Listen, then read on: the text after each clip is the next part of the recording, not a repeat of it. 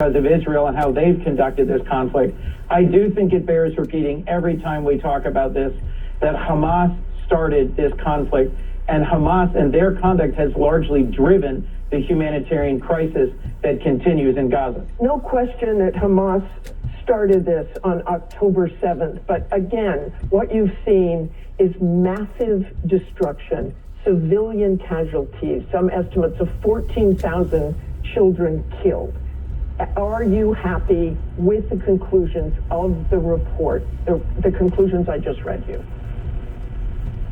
Well, what matters more than the conclusions of the report, Martha, is what we do, what the United States does with our close and trusted ally, Israel. Privately, over many months, President Biden has urged, has cautioned Prime Minister Netanyahu and his far-right government to not go into Rafah at scale without first allowing for civilians, the million refugees who have moved down to Rafah at the direction of the IDF and are now trapped up against the hard border with Egypt because Egypt will not allow any of them in. What matters, Martha, is whether the next stage of this conflict against Hamas, which Israel has every right to carry out, allows for civilians to get out of the way of any future attack on Rafah.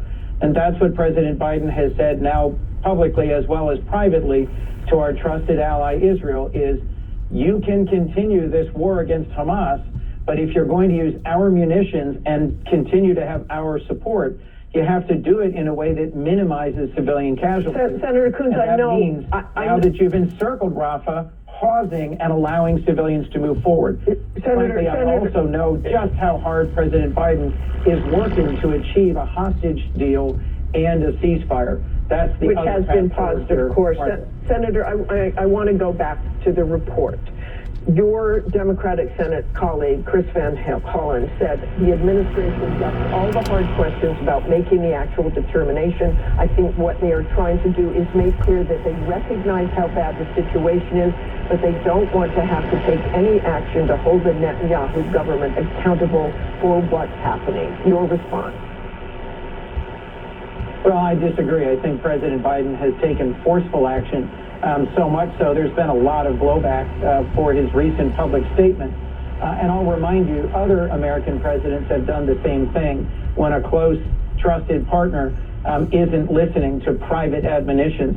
It was President Reagan who repeatedly paused the delivery of F-16s when then Prime Minister Menachem Begin carried out a strike against a Syrian a nuclear complex and invaded southern Lebanon and conducted the war in southern Lebanon in a way that raised real concerns about the civilian consequences. So for my colleague and friend, Senator Van Hollen, to say that there's been no consequences and no forceful action by President Biden, I think misses the point here that President Biden has over and over urged the far-right government of Prime Minister Netanyahu to take the appropriate action and has publicly said what the consequences will be. So, Senator, what is the line for moving from inconsistent to illegal? I think we'll be looking closely at the path forward that Prime Minister Netanyahu chooses in the days ahead. Whether he will use American-supplied munitions to bomb and invade and attack Rafah and the million civilians who are there in order to get at the Hamas fighters who are buried in tunnels deep beneath Rafah, or whether he will move ahead with allowing those civilians to be relocated in accordance with a plan developed with the United States, a plan that isn't yet fully acceptable to us, or my preferred outcome, whether the months of work to make ready a deal between Saudi Arabia and Israel that will allow for a ceasefire, a hostage release, and a resolution to the Arab-Israeli conflict, and a regional security architecture that will deliver long-term security for Israel against Iran. And Martha, I'll remind you and your viewers, it was just 3 weeks ago that President Biden ably came to Israel's defense in partnership with the British, the French, the Saudis, and the Jordanians when Iran launched 300 missiles and drones at Israel. It's clear we are willing to strongly defend Israel, but he's urging Prime Minister Netanyahu to choose the path of peace that's right in front of him. That Senator, requires reaching a deal with regional actors. If Netanyahu, if Prime Minister Netanyahu does go in with a full-scale assault on Rafah, what do you think the president should do? You've heard his warnings. I think we will act, and I think this will be up to the president in exactly what way he will act. But I'll remind you, there's precedent for this. President Reagan was you remind us for that. But what do you mean he will act? He'll stop weapons? He'll stop more weapons? Yes. How many weapons? All weapons? I'm clear that we will not abandon Israel. He will not stop providing defensive systems to Israel. Look, Hezbollah continues to attack Israel in the north. Just last night, there was more rockets and shells coming into the north of Israel. So you're saying he'll stop offensive weapons? Defenseless at all. Not defenseless, but you talk about specifically defensive weapons. So are you saying offensive weapons should be stopped? Look, I think whatever munitions, such as the 2,000-pound bombs that have previously been used in Gaza, that are supplied only by the United States and that can cause massive civilian casualties, may well be paused. It is tragic that we're at this point. And Martha, I want to conclude by saying that I hope Prime Minister Netanyahu is thinking about his legacy. Right now, his legacy is the huge strategic and defensive failure of October 7th, and his legacy could be a gap, a break in the long, strong, bipartisan strategic relationship between the United States and Israel. I think that would be tragic. His legacy could instead be achieving regional security and peace for Israel. Okay, thank you so much for joining us this morning, Senator. For the latest on the humanitarian crisis, I'm joined now by UNICEF spokesperson Tess Ingram, who was in Gaza just last month. And Tess, I want to start with another part of this report that says it does not currently assess that the Israeli government is prohibiting or otherwise restricting the transport or delivery of U.S. humanitarian assistance. Is that your experience? We have for months now been calling for more aid to get into the Gaza Strip. The average number of trucks that got in last month was 200 a day compared to 500 before the escalation in hostilities, so it's nowhere near enough. And my experience was that the slow and complex screening process at the border is what is really slowing down the aid, and that's something that we can remedy to get more aid in and to prevent a famine, which could happen at any day now. Describe what the situation is on the ground overall from your trips there, what you are seeing. It's absolutely catastrophic. It's unlike anything I've seen, and a colleague who has been working in humanitarian emergencies at UNICEF for the best part of 30 years said it's the worst he has ever seen. On the ground, there are people fleeing Rafah in their thousands. We know that in the last week, 300,000 people have been forced to leave Rafah. They're piling onto donkey carts and trucks and buses, possessions, people. We even saw people loading a toilet onto the back of a truck, which just shows how desperate the situation is, that people feel like they need to bring these sort of items with them because they know that where they're going, the services are non-existent, and that is unacceptable. When we talk about having safety for people, it's not just safety from the bombardments that they need, it's also a safe place to go to, and the places where people are being told to move to are completely unsafe. And Tess, I just want to say, if you read the report, obviously you've heard that President Biden wants to put a pause on weapons, but you've also heard, and our next guest, Michael McCall, certainly wishes we'd give all weapons to Israel. What's your reaction to what you've heard this week? Look, as somebody who was on the ground and who spent a lot of time in hospitals in Gaza, including in Rafah, I saw the impact of this fighting on children's bodies, and it is horrific.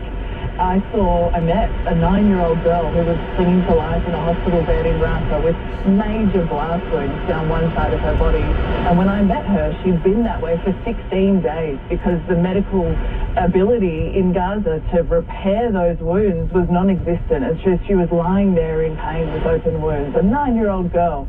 And she was in her grandparents' house when it was shelled. this is what is happening on the ground. So we've been clear at UNICEF, we need to see an end to the fighting and the indiscriminate killing of civilians, especially children. Okay, thanks so much for joining us this morning, Tess, and thank you so much for your courage and what you do. And House Foreign Affairs Committee Chair Michael McCall joins me now. Thanks for coming in this morning. Martha. Congressman, you slammed the administration for withholding some weapons, and you slammed the State Department reports. Do you see any evidence that it is reasonable to assess, as the State Department found, that there are instances in the use of those weapons, those big bombs especially, that are inconsistent with international law? There's a lot of confusion about what's happening on the ground. I can tell you the weapons we approved. I sign off on all foreign military sales. Myself, the ranking member, and chair and ranking member in the Senate. That's 4 in the Congress. We also passed an appropriations package. What we're worried about is a sort of defiance of congressional intent here, that we have passed these weapons out of Congress, and now the president's holding them back. I would say most of these weapons, to answer your question, are precision-guided weapons, and that means precise. And that means that it spares civilian casualties because the targeting is so precise. As you know, Congressman, we're talking about 2,000-pound bombs here. The U.S. rarely uses 2,000-pound bombs. The radius can be 1,000 feet. If you look at the casualties there, if you look at the craters, if you look at the investigations, those 2,000-pound bombs cause civilian casualties. Again, the U.S. rarely uses them in especially population centers. You have no problem with them doing that? The precision-guided weapons, I think the problem, Martha, is that you keep saying precision-guided, that may be a term, but again, the blast radius is enormous. Well, the problem is Hamas embeds itself with its own people, and they put themselves as human shields up to attack, and they are the ones blocking a lot of this aid that they're trying to get in. They destroyed eras, they destroyed the checkpoint going from Israel into the Gaza, into Rafah itself. And it's really hard to contend with an enemy like that. I'll give you a kill-to-ratio. Let me just say that. You say human shields. Without question, they are doing that. And Senator Coons said the same thing. They're being used as human shields. They're in these tunnels. But would you be comfortable if U.S. troops were in Gaza, say, and doing the same thing with that enormous amount of casualties, the destruction of that? We didn't use 2,000-pound bombs in Mosul when we were going after ISIS. We didn't destroy Kabul. We didn't destroy Kandahar. So would you be comfortable if this was a U.S. operation, U.S. military? Well, I think a good comparison is what happened in Iraq and Mosul and Fallujah, where the kill ratio between ISIS-K and civilian was 1 ISIS-K to 5 civilian. And in this case, it's 2 civilian to 1 Hamas. So it's actually the civilian. Where are those from? That's what we gathered. Those are the facts and figures that we have. That's actually lower than what America did in Iraq. Again, people that I've talked to who were in Iraq, who were in Afghanistan, members of the military say we would not do a war like this. And if there were mistakes made, they would admit it. Look, I know our CENTCOM commanders are working with them. Here's what I object to, Martha, is to say just point blank that we are not going to give weapons to Israel if they invade Rafah. Now, of course, you want the conditions with humanitarian to be in place. Of course, you want the tents in place. But to say you cannot invade Rafah, we're telling the Israelis, dictating their military strategy. This is the last point, the last step in the completion of their military objective. And for us to step in and say, no, you can't go into Rafah and finish the job, I think it's tantamount to an arms embargo. It's also very similar for us to say in World War II, hey, like my dad's generation, you can invade all the way up to Berlin, but you can't go into Berlin to finish the job. And Chris Coons is right. Until we do that, we will never have the resolution, the peace resolution that I think everybody wants. Do you think what President Biden has done, pausing those weapons, would really make a difference? The Israelis basically say they have everything they need right now, even for a full-scale assault. So why does this pause really matter in terms of Rafah if that is in fact what they decide to do? Well, it may not matter, as I know it doesn't matter with respect to Israel. Netanyahu has said, and I've talked to him, I'm going to do this alone if I have to. You know where it matters, Martha, is the signal and the message we're sending the rest of the world that you can't count on the United States. You can't trust the United States. There are allies, right? Our allies and our enemies see this as well. So if our allies and friends see this as a trust issue, if the Saudis say part of this peace deal want to buy military equipment for the United States, how are they going to trust us? And the rest of the world looks at this. Iran looks at this. Yahya Sinwar got a victory by this administration without a shot fired from him. And I think Russia and China are right there looking at this too. You regularly invoke former President Ronald Reagan. You heard Senator Coons bring up the fact that he paused weapons to Israel as well. You constantly ask yourself, what would Ronald Reagan do? That's what Ronald Reagan did. Well, I think, look, in this case, to say, look, I'm all for the humanitarian peace here, and that can be done. But I am not for saying, and what the president said is different. He said, if they go into Rafah, I'm not supplying the weapons, period. He didn't say something else. That's what he said. And I have to go by his words because you know what? They're not giving us any information. State Department, this administration have not been transparent. They've been hiding the 8 ball. And that's what he said. Just quickly, if you can, you heard Tess Ingram. You heard the horrible situation on the ground. Are you comfortable when you see those pictures of children, and estimates are 14,000 children have died? Are you comfortable with that? No, I'm not at all. I mean, it is heartbreaking. War, as they say, is hell. War is messy. But Israel didn't start this war. Hamas started this war. And Israel is going to finish this war. And until Hamas is eradicated, we can't get to the peaceful solution. And I think that's my biggest concern. But yeah, my heart goes out to that. I saw a video today of Hamas killing their own people, Palestinian children trying to get food out of the trucks. Okay, we're going to stop it there. Thanks for coming in this morning, Congressman. Thanks, Martha. Up next, Stormy Daniels' testimony in the Trump hush money trial gets heated, and Michael Cohen prepares to take the stand. We'll break it all down when we come back. Seeing through the eyes of experts gives you a better view. Another big IPO hits the market. Clearly, I've been screaming this is an elegant chart. And at Bloomberg, our market vision is 2020. Stocks just keep moving higher. There's still supply chain issues out there. The inflation debate continues. Bloomberg Radio, the Bloomberg Business app, and BloombergRadio.com. Now, your 3-day weather forecast on Bloomberg 1130. Well, today, showers likely, high 55 to 60 degrees today. Tonight, partly cloudy, low 45 to 50. Tomorrow, intervals of sun and cloud to start the new week, high 65 to 70 degrees.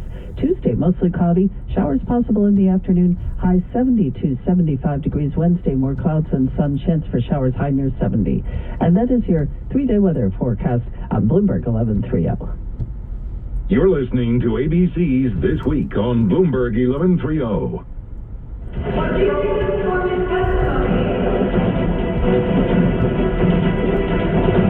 This was a very big day, a very revealing day. As you see, their case is totally falling apart. They have nothing on books and records, and even something that should bear very little relationship to the case. It's just a disaster. That was former President Donald Trump reacting to the sometimes salacious and often heated testimony of Stormy Daniels this week in his New York hush money trial. Trump's former attorney and fixer Michael